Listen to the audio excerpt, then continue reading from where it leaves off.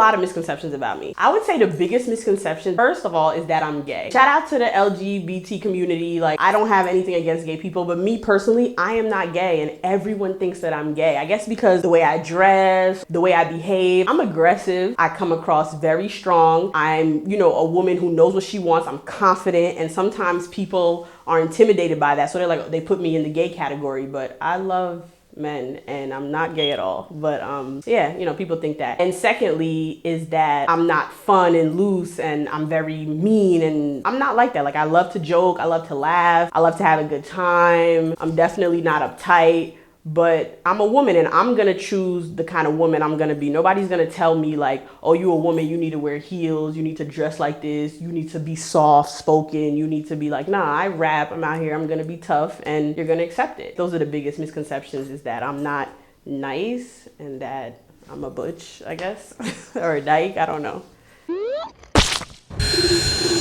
Being from Jersey is a very unique experience. People who aren't from here, who never visit here, they don't really know what Jersey is. They just have ideas from what they see in the media. Like, some people think it's like Jersey Shore, Jersey, and I've never said Jersey like that in my life. And then you have the people who think it's like the Sopranos and the Italians eating pasta every day. And then you have other people who just think it's Newark and Camden where everybody's killing each other. And honestly, it's a little bit of all of that. You know, like, it's a melting pot of a lot of different cultures and heritage. It's like a little hub because you can get anywhere. You can get to Connecticut, New York, Delaware, Washington, Philly within a few hours of each other because we're next to everything, literally. So I love being from Jersey. And it's funny because early in my career, I would go to shows in the city, I would do open mics, and they would hate on me like, oh, you from Jersey? Y'all don't really got no style. Like, y'all mad country. Y'all just trying to be like New Yorkers. And people literally wouldn't book me, and they would book a New York artist over me just because I was from Jersey. Like, literally just straight hate. But it's funny now because Fetty's on,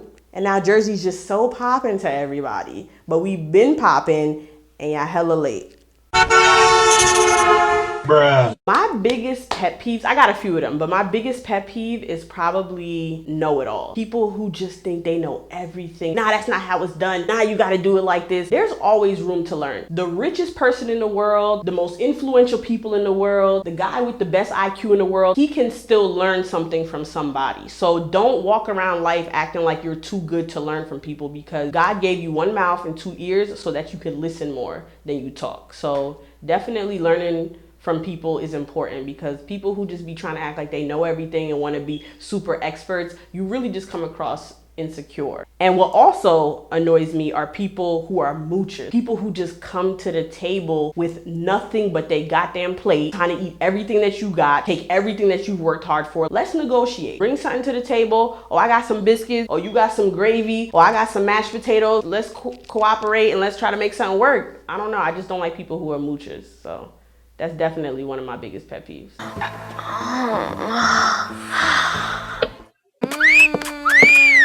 All right, my fetishes and turn-ons, I have a few of them. I'm like really weird and I can be like really thirsty sometimes. I have a fetish for things like man buns, beards, like really hairy ones, and trap boys. I don't want to say niggas, but trap niggas, fuck it. And dope boys.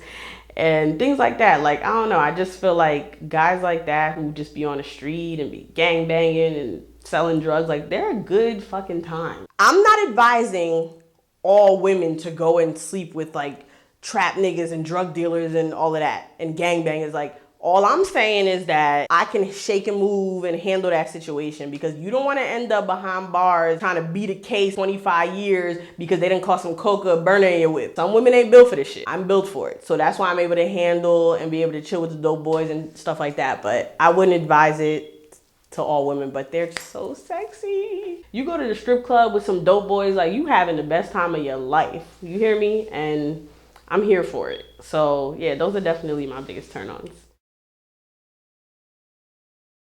Growing up Haitian is definitely an experience. Like, I have so many funny stories just like from my childhood. Like, you definitely are more cultured than the average person. You have different kind of values, different kind of beliefs. Especially being a Haitian girl, like, parents are strict as hell. You can't just bust any kind of move. Like, I remember being 18 and my curfew was still midnight. Like, and I would look at my friends who were 18 and they could come in the house whenever they felt like it. And if I try to come in past like 1 o'clock, the doors are locked. I gotta call somebody to get in, and then I gotta have a meeting tomorrow with my parents about why I came home so late. Being Haitian is definitely an experience. And it's funny because when I first started rapping, I used to talk about being Haitian in my records, and producers and engineers and managers and people like that would be like, no, you shouldn't really mention your culture too much, and because you don't want to just target a certain market. You want people to like across the board like you.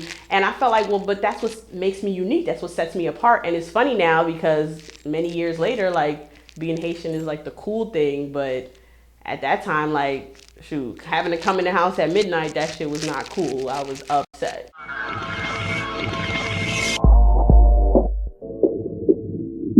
I think she did. Should I look in the camera? Yes, I'm ready.